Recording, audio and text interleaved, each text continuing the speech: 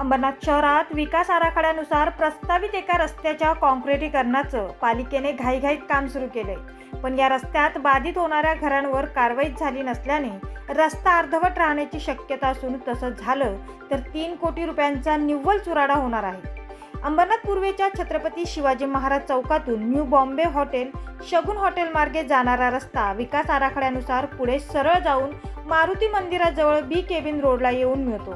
मात्र स्वानंद शॉपिंग कॉम्प्लेक्सच्या पुढे या रस्त्यात जवळपास 30 घरं बाधित होत आहेत. या रस्त्याच्या काँक्रिटीकरणासाठी 3 कोटी रुपयांचा शासकीय निधी मंजूर असून काही दिवसांपूर्वीच या रस्त्याचं कामही सुरू करण्यात आलं. पण बाधित घरांवर अजूनही कारवाई झालेली नाही.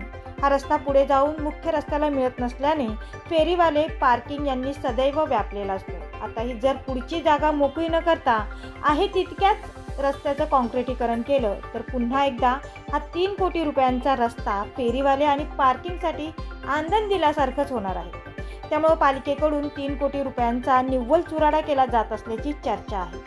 याबाबत अंबरनाथ नगरपालिकेचे मुख्याधिकारी अभिषेक पराडकर यांना विचारले असता त्यांनी डीपी प्लॅननुसार रस्त्याचं काम करणं आवश्यक असून ते होणारच अशी प्रतिक्रिया दिली. डीपीमध्ये जे रस्ते दाखवलेले असतात ते शहराच्या विकासाकरता आवश्यक असतात.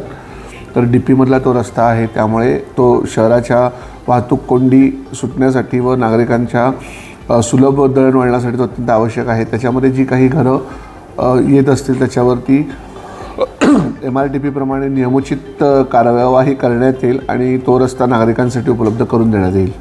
केवळ निधी परत जाईल या भीतीने घाईघाईत भूसंपादन न करताच या रस्त्याचं काम सुरू केल्याची सध्या शहरात चर्चा आहे. त्यामुळे आता या बाधित घरांवर कारवाई कधी होते आणि खरोखर डीपी प्लॅननुसार हा रस्ता तयार होतो का हे पाहावं लागणार आहे.